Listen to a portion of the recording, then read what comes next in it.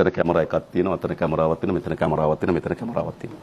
අර පැත්තෙන් ඔබේ කනට දැන් මේ ඇන්ගල් එකට ගන්න, මේ ඇන්ගල් එකට ගන්න කියලා කියනවා. තව පොඩි මල්ලි කෙනෙක් වයර් එක අරන් එහෙට මෙහෙට දුවනවා.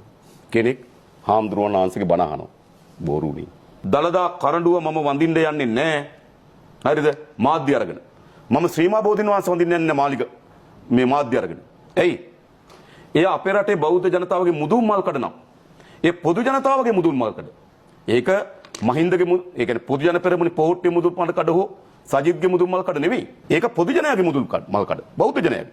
ඒක දේශපාලන අපහරණ වෙන්න දෙන්න ඕනේ. අද පෙරවරුවේ මහනුවරට පැමිණි ජනාධිපති අනුර කුමාර දිසානායක මහතා ඓතිහාසික දළදා මාලිගාවට ගොස් දළදා සමිඳුන් වැඳ පුදාගෙන ආශිර්වාද ලබා ගත්තා.